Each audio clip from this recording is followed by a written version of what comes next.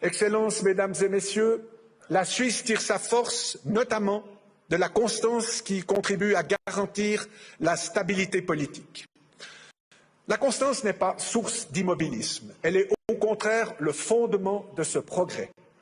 Notre pays a la chance de disposer d'un excellent système de formation et de recherche dont la capacité d'innovation est reconnue bien au-delà de nos frontières.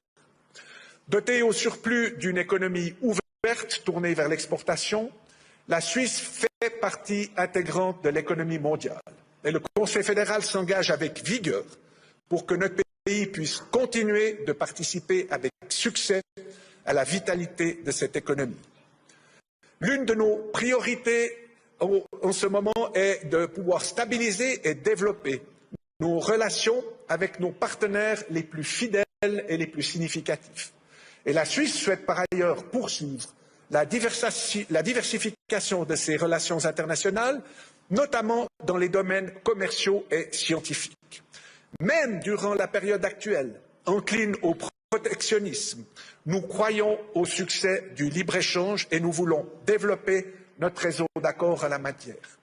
Et pour y parvenir, il faut pouvoir mener des négociations d'égal à égal qui donnent de bons résultats pour le bien de toutes les parties.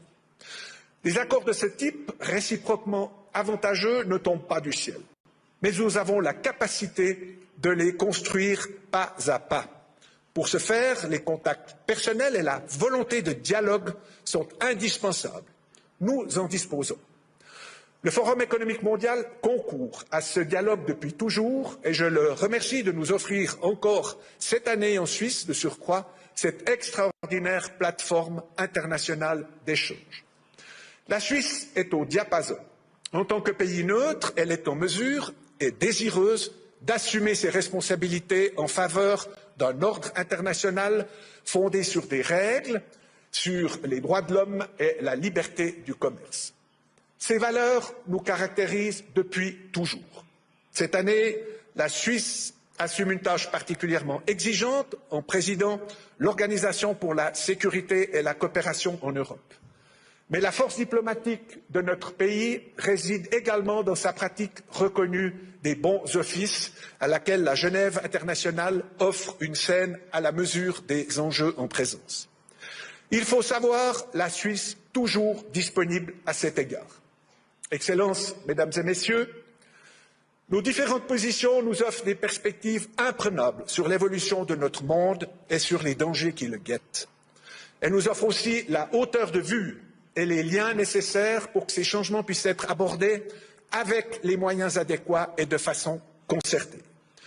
Société, sciences, économie et politique doivent en effet interagir dans une logique de partenariat, sans quoi les problèmes ne pourront être abordés que de façon partielle et imparfaite. J'ajoute qu'il faut savoir faire preuve de courage pour s'investir dans une tâche de cette ampleur avec l'ambition de la mener à bien.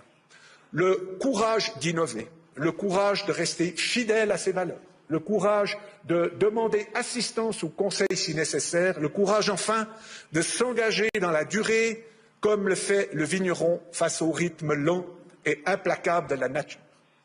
Nous verrons ce que l'intelligence artificielle a à nous offrir. Nous serons certainement encore stupéfaits, peut-être éblouis, mais ce qu'elle ne parviendra jamais à faire, c'est à fédérer les cœurs ou à attirer les mains secourables comme nous l'avons vécu au début de cette année en Valais. La solidarité et l'humanité ne font pas partie du vocabulaire digital. Je veux y voir un heureux présage pour l'avenir. Je vous remercie de votre attention.